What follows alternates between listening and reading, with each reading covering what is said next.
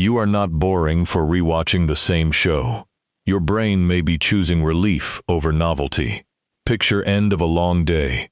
Your body is heavy. One shoe is off. Phone in hand. Streaming menu glowing. Hundreds of thumbnails stare back, each claiming to be clever, tense, hilarious, award-winning, or #1 today. Choice starts to feel less like freedom and more like homework.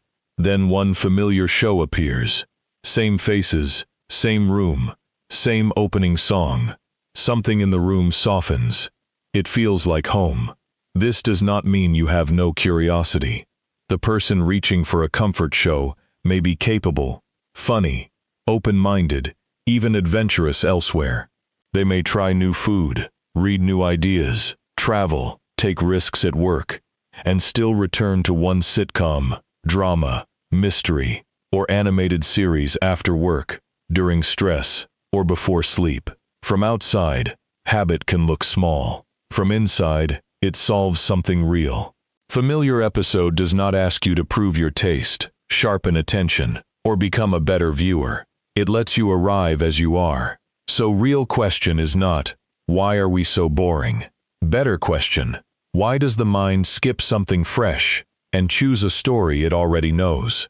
Why choose the episode where joke has landed, breakup has happened, mystery has been solved, and side character has already made that terrible Season 3 decision? New stories can be exciting. They can surprise us, stretch us, and hand us fresh ways to imagine other lives. Yet at certain hours, novelty feels less like adventure and more like work. Obvious answer is comfort. But comfort is not weakness. Comfort can be efficient. New stories cost energy. They ask us to learn names, track motives, read faces, read tone, decide whether we care, and hold a plot map in working memory. At night, that may be one map too many. Most ordinary days already ask us to make ordinary decisions that still drain us. What to answer, what to ignore, how friendly to sound, when to push back, what to buy, what to fix, what to postpone. Then streaming app offers endless options, and endless options can feel like pressure wearing freedom costume. Respect to anyone who picks new movie in under 5 minutes. Elite performance. Familiar show removes negotiation. You already know its emotional temperature. No strange ending. No sudden tonal shift. No risk of realizing 40 minutes in that you do not care. Even sadness feels safer when its shape is known. This is why rewatching can feel soothing, strange, efficient, nostalgic, and sometimes a little too convenient. One part of you knows thousands of unseen stories wait. Another part says, excellent, let them wait. That part is not lazy.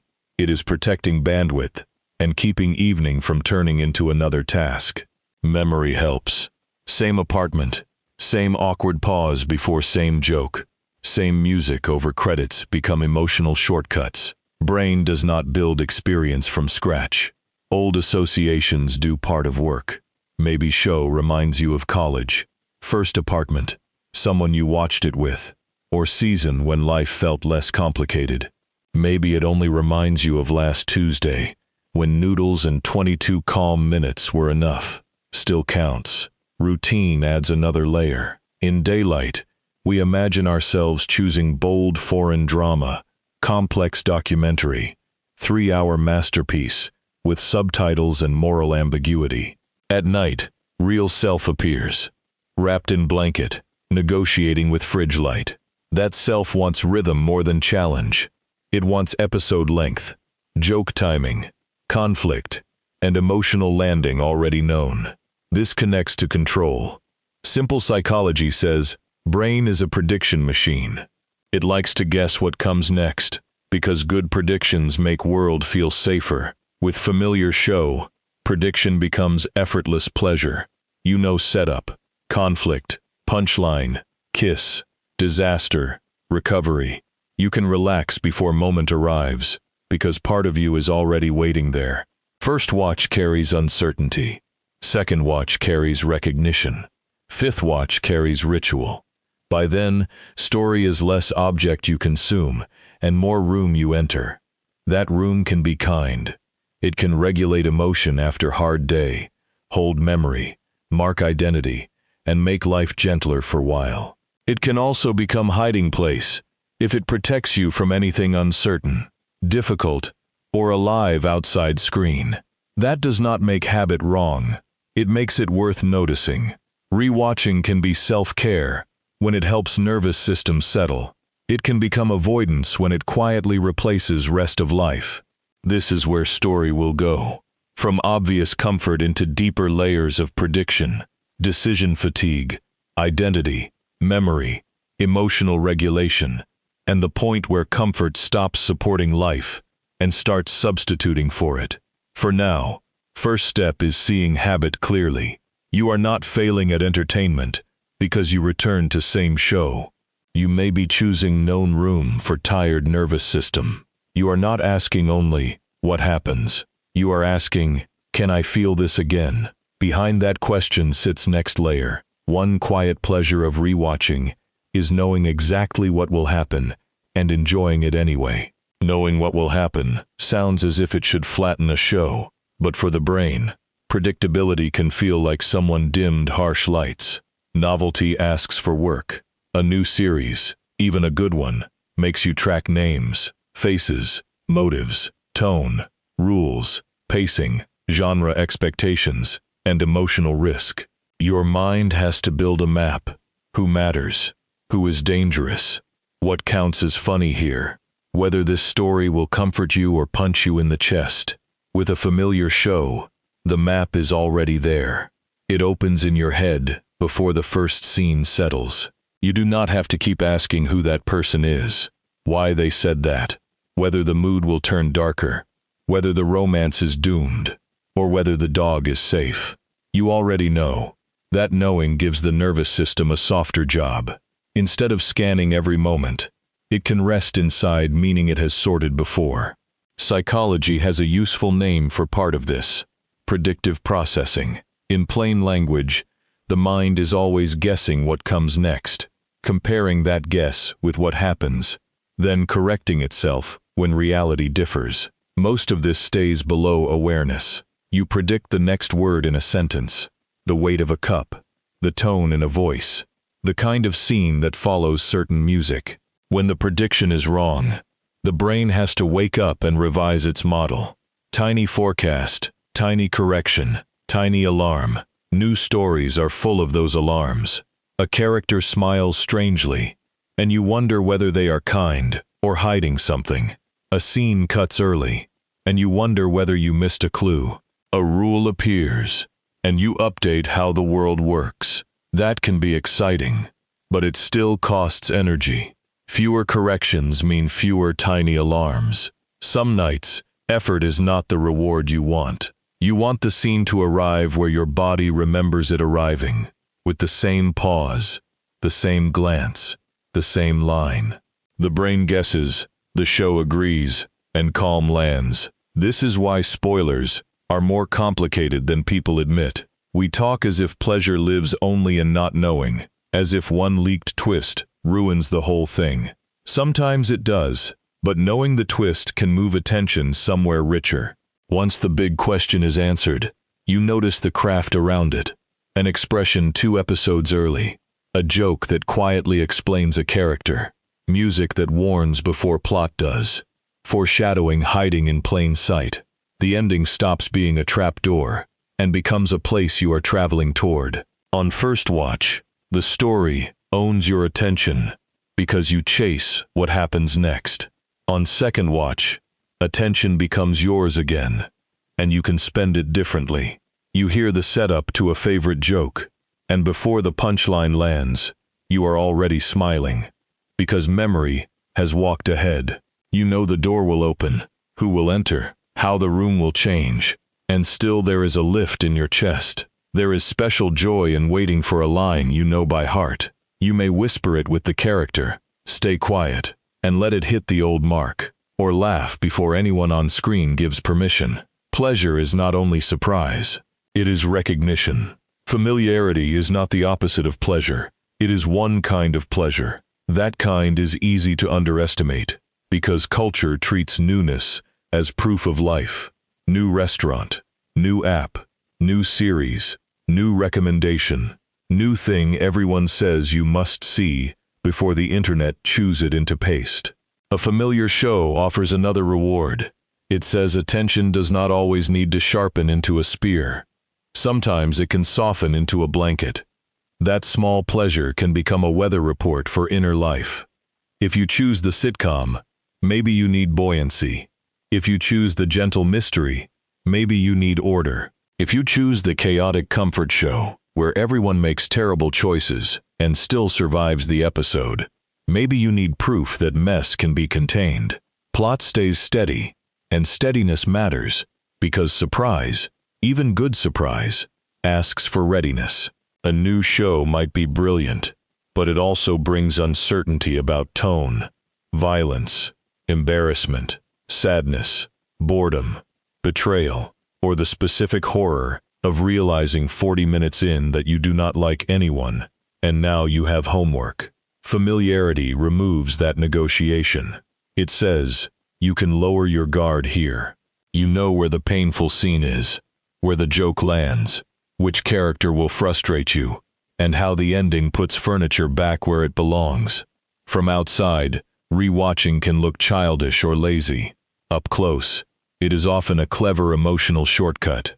Shape without strain, company without much risk, stimulation without too many alarms. Predictability becomes rewarding because it lets you participate with less fear. You anticipate, remember, match, savor, and sometimes use the show like a handrail while your day slows down. The brain loves a pattern it can trust.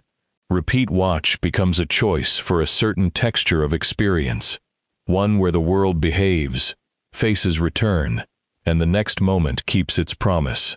No wonder we go back. But if predictability explains why rewatching feels safe, the next layer explains why choosing something new can feel strangely expensive. But if predictability explains why rewatching feels safe, choice overload explains why starting something new can feel like work before the first scene. Modern streaming is not a small shelf with a few clear options. It is a glowing buffet asking who you are tonight. Open an app and you face categories, recommendations, trending lists, auto-playing trailers, rankings that imply everyone else has chosen wisely, and a watch list full of titles you once assigned to your future self. You are not choosing between two shows, but managing a tiny identity crisis disguised as entertainment. Do you want subtitles, comfort, prestige, violence, comedy, emotional damage, 8 seasons, one tight miniseries, or another story that gets good after episode 5? Your quiet hour starts to look less like rest and more like paperwork. This is where decision fatigue enters. After a day of choices, the brain is not always hungry for novelty. It has already sorted work problems, social signals, errands, notifications, money thoughts, food decisions, unread messages, small responsibilities, and the endless question of what deserves attention next. Every choice costs a little energy, even when it looks trivial. By evening, another menu can feel less like freedom and more like task management. Rewatching offers a shortcut. It removes the risk of wasting time, choosing wrong, paying close attention, or learning 12 new names while someone whispers beside a castle map. The familiar show arrives pre-approved. You already know its pace, tone, jokes, conflicts, and emotional weather. It does not demand faith that the next episode will be worth the effort. It says, this will work. Streaming abundance makes that shortcut stronger, because abundance creates pressure. Dinner cools while you scroll past top picks for you, because you watched, critically acclaimed, trending now, hidden gems, and one row that seems built to expose every unfinished version of yourself. Sometimes the hardest part of relaxing is selecting the correct relaxation product from a wall of algorithmic rectangles. Then the old show appears, like a friend in sweatpants. It does not ask you to defend your taste, predict your future mood, or gamble your evening on a dramatic thumbnail. It lets your brain stop managing possibility. If you find this useful, subscribe to the channel, like this video, and leave a comment. The point is not only that an old favorite entertains you, it lowers the mental negotiation required before rest can begin. This is the paradox of choice. More options can create less satisfaction. With one or two choices, you pick one and settle in. With 500, every choice carries invisible comparison, because whatever you choose must defeat every show you did not choose. Choice is not always freedom. Sometimes it is homework, wearing a glossy poster. A new show brings one sharp question: is this worth my evening? After a long day, that question is not small. You are not only judging plot, you are judging whether this story deserves your remaining attention, while your body asks to vanish into the couch. The familiar show answers, before the question finishes, yes, this will work. Yes, you can fold laundry through this scene. Yes, you can miss 5 minutes and still know what everyone feels. Yes, the joke will land, the conflict will rise, the music will cue, and the world will return to a recognizable shape. We like to imagine ourselves as brave explorers of culture, always ready for fresh stories and new perspectives. Many nights, though, the inner hero wears mismatched socks and whispers, "Please, no more character introductions." The old show wins because it does not make you audition your own mood. Mood is slippery. You may think you want a thriller until your nervous system files a complaint. You may think you want comedy until every joke feels too loud. You may think you want something deep until depth starts looking like effort. Familiarity solves the problem in advance. It asks less from attention, memory, and emotion. It gives you a known route home. Getting lost can be fun on vacation and exhausting on a Tuesday night. None of this means newness has no value. A new show can surprise you, stretch you, change your rhythm, or give you a character you did not know you needed. But newness has a cost, and comfort viewing asks a different question. Not what is the best possible option, but what feels safe enough to let me land. By the time an old favorite starts playing, the battle with the menu is over. No more comparing posters. No more reading summaries that all sound like secrets emerge. No more checking runtime, as if 47 minutes is a moral commitment. The decision dissolves. Shoulders drop. Attention softens. The room stops feeling like a control panel and starts feeling like a place to rest. Seen this way, rewatching is not a failure of curiosity.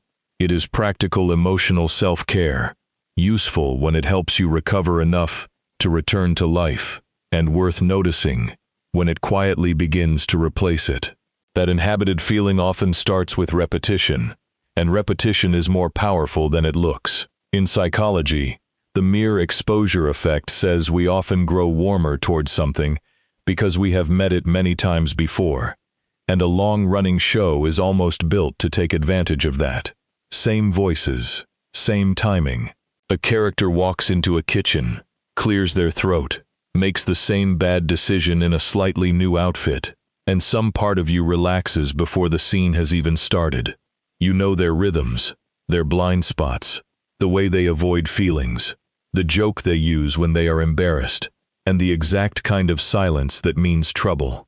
I find this fascinating, because affection here does not always arrive like a lightning bolt. Sometimes it arrives like a song you did not love at first, until one day it sounds like home. This is why fictional people can become oddly steady in a real life.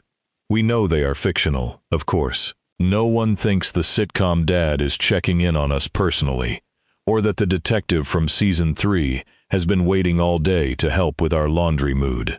Still, the nervous system is fast. It responds to faces, voices, social patterns, and emotional cues before the rational brain pauses to ask, wait, is this relationship mutual? That is the funny, gentle weirdness of parasocial comfort. You can fully understand that a character cannot know you, cannot answer you, cannot care back in the literal sense, and still feel soothed when they appear.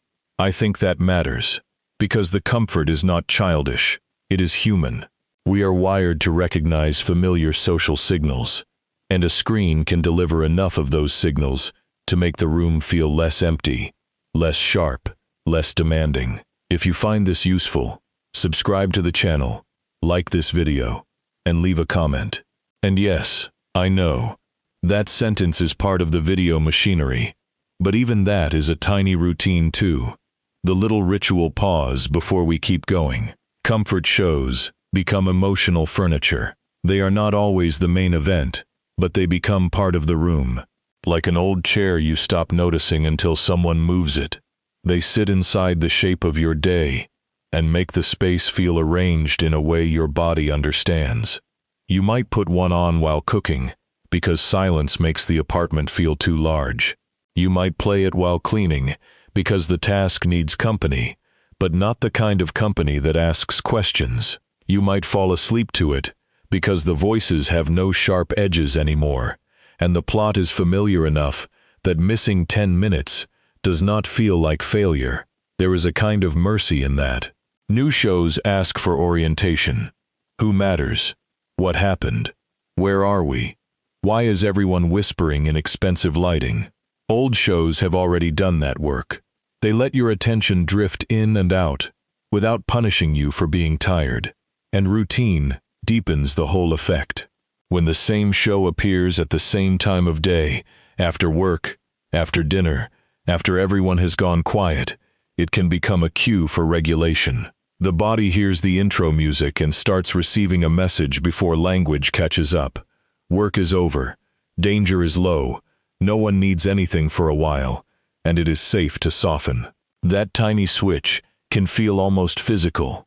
One chord, one opening laugh, one familiar apartment door closing, and the day changes texture. I love that little detail, because it shows how memory and habit do not only live in the mind, they live in shoulders, breath, jaw tension, and the way you finally stop holding your stomach tight. This is also where nostalgia enters. Carefully. Sometimes a show carries an older version of you inside it. A dorm room, a friendship, a family couch, a season of life that was messy, bright, boring, crowded, or one hard year that has become survivable from this distance. But nostalgia is not always dramatic. Sometimes it is much smaller, almost comically specific. The snack you used to eat with that show, the weird lamp in your old room, the friend who always quoted one line wrong, the way Sundays felt when the episode was waiting. The show becomes a container for those little textures, and when you rewatch it, you are not going backward exactly. You are visiting a place in memory that still knows your name. That is why the same series can feel different at different ages. The jokes may land differently. The flaws may be louder. The romance may seem less convincing. And still the whole thing can hold you in a familiar shape. A comfort show is not proof that you have stopped changing. It is proof that some familiar places can change roles as you do. One year, it is background noise. Another year, it is company. Another year, it is what you put on, because your brain has had enough novelty, and your heart would prefer a room where everybody enters on cue. And once a show becomes part of emotional life, the next question is what it helps us feel, and what it helps us not feel. That is where rewatching becomes more than a taste habit. It becomes emotional regulation, which sounds clinical, but is often very small and very ordinary. Putting something on because your inner state is a little too loud, and you want it to come closer to manageable. We do this all day in tiny ways, honestly, with music, snacks, walks, showers, silence, texts, and yes, the same episode we have seen 12 times. It counts. A familiar show can lower anxiety, because it removes the question of what is coming next. And when your day has already handed you enough surprises, that can feel like a gift. It can soften loneliness, because the room no longer feels empty in the same way. Voices arrive, doors open, jokes land, Someone says the line you know by heart, and your nervous system gets a little background company. I find this fascinating because nothing dramatic has to happen for it to help. The help is quiet. It can also give you a controlled dose of emotion. You know which episode is funny, which one is tender, which one is chaotic, in a way that never truly threatens you, which one feels cozy, and which one lets you feel sad, without dropping you into a sadness you cannot climb out of. That safe sad feeling matters, because sometimes we do not want to be numb, but we also do not want to be surprised by grief wearing a fake mustache in episode 4. We want a door we can open and close. That is regulation. A new show asks for trust before it has earned it. It asks you to meet new people, track new rules, tolerate new tension, decide whether the writing is good, decide whether you care, and maybe brace yourself for a plot twist you did not emotionally sign up for after dinner. So when people say, "Why not watch something new?" the answer may be, because newness has a cost. Sometimes a small one, sometimes not. This is also why familiar endings feel so satisfying. Real life is full of open loops, messages without replies, problems without clean answers, work that continues tomorrow, relationships with blurry edges, people who do not explain themselves, and decisions that wait in the corner like unpaid bills. Then you press play, and suddenly, conflict arrives on schedule. Confusion has a shape, and resolution comes before the credits. That structure can feel almost luxurious. Everything lands. There is comfort in knowing the fight will pass. The joke will return. The couple will probably find their way back to each other, and the episode will not keep you hanging forever, unless you already know it does. In a day where your brain has had to hold too many unfinished things, a familiar story says, "Don't worry, I know where we're going."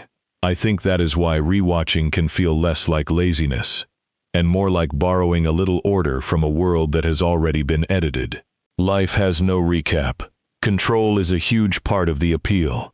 You can choose the mood, choose the season, choose the volume, choose whether it sits in the background while you fold laundry, or takes the whole room while you disappear under a blanket. You can skip the episode that hurts too much, replay the one that makes you laugh, or stop before the scene that always makes your chest tighten. That choice is powerful, and because the story is known, your mind does not have to stay fully alert. You can drift in and out without losing the thread, which is perfect when you are tired, but not ready for silence. The show holds the shape for you. You can rest inside it. Now, this does not mean rewatching is always healthy or always harmless, and it does not mean we need to turn comfort into a moral courtroom. The better question is what happens after. If the show gives you enough steadiness to sleep, enough warmth to get through a lonely evening, or enough energy to return to your life with a softer face, then it is probably supporting you.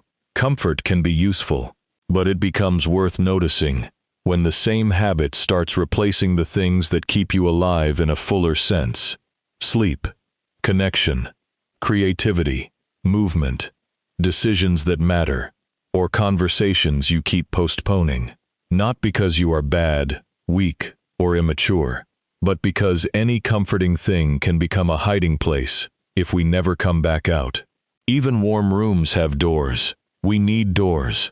A gentle way to check in is to notice the aftertaste. After rewatching, do you feel more rested or more numb? Do you feel steadier, or do you feel like you have lost 3 hours and still do not want to be with yourself? Are you choosing the show, or are you using it to avoid every other choice? Small questions help.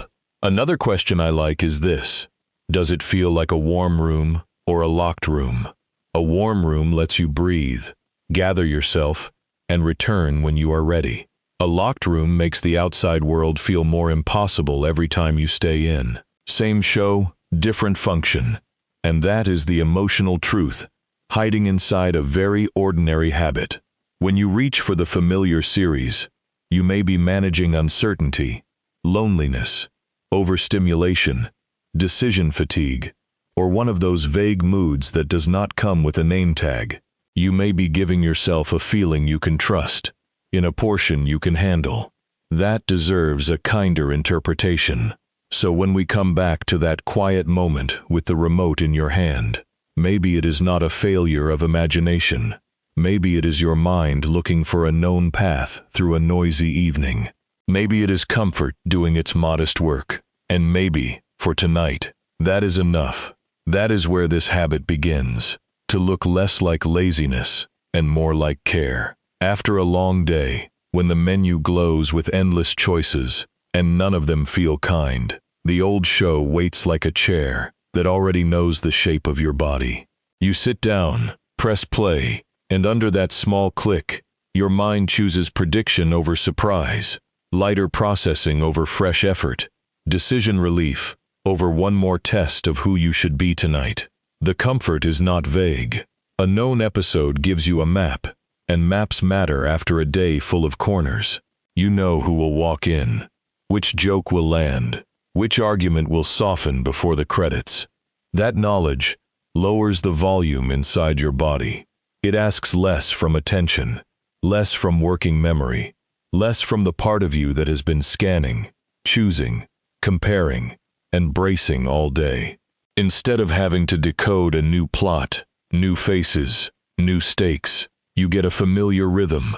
Your nervous system can stop leaning forward. Rewatching also carries attachment. Characters may be fictional, but your body does not treat every fictional thing as fake. Memory keeps voices, rooms, timing, pauses, and emotional cues. A familiar show can feel like company, because part of you stored it that way. Routine adds another layer. When the same theme song follows dinner, or the same episode plays while laundry waits, the world feels less floating and more held. The repetition becomes a small structure around an unstable day. It tells your mind, here is one place where we know what happens.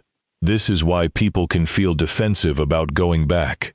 There is pressure to stay permanently open, updated, and ready for whatever is new, as if curiosity must prove itself every night on a streaming menu. But rewatching does not mean you lack curiosity. A person can love new ideas, new places, and new people, while still wanting one pocket of life where nothing jumps out from behind the curtain. You can be adventurous in daylight and comfort-seeking at night, hungry for the world and grateful for one familiar living room. Both can be true. The kinder question is not, why do I keep doing this? As if the habit were evidence in a trial. The kinder question is, what part of me gets to rest here? Ask that way. The choice becomes information. It tells you when your mind wants fewer variables, when your body wants a softer landing, when your emotions want something dependable enough to lean on without conversation. There is intelligence in knowing what helps you settle. Some comfort helps you recover. Some familiar choices show that you noticed your limits before you hit the wall. That matters in a culture that sells novelty as proof that you are alive and interesting. New shows, feeds, hobbies, routines, opinions, even new versions of yourself, all arrive with the hint that if you are not expanding, you are shrinking. But people are not products. You do not have to turn every evening into a showroom for your personality. You do not have to make rest impressive, searchable, or surprising. Sometimes rest works because it is ordinary. Sometimes boring is kind. Still, kindness has to stay honest. If the old show gives you steadiness to sleep, laugh, cook, answer a message, or face tomorrow with more room in your chest, let it help without building a courtroom in your head. If it keeps you from every book you quietly wanted to read, every walk you wanted to take, every call you meant to return, do not use that as another reason to dislike yourself. Notice gently that comfort may have changed jobs. It may be replacing the life it was meant to support. Awareness can be soft. A warm room welcomes you back into yourself. A locked room teaches you to fear the hallway. Sometimes the difference appears only when you ask what happens after the episode ends. Do you feel more able to enter your life, or more tempted to postpone it? Do you feel soothed enough to choose again, or numb enough to avoid choosing at all? No punishment is needed. The goal is not to become someone who never repeats anything. Repetition is how songs become ours. Recipes become family. Streets become home. And one voice from a show becomes emotional furniture for a season of life. We are built for return. So maybe tonight the menu opens again, huge and bright. Your thumb passes new releases, recommendations, and the series everyone says you have to watch, then lands on the old episode with quiet relief. Maybe you choose it because you know the rhythm, because the cast feels like company, because memories live inside the scenes, because your brain wants one doorway that opens without a fight. Maybe that is fine. The room is still the room, the dishes are still there, tomorrow is still coming, and the story is one you could recite from memory. But now, when the theme song starts, something is clearer. You are not only watching a show you know, you are watching your mind choose a place where it can finally exhale.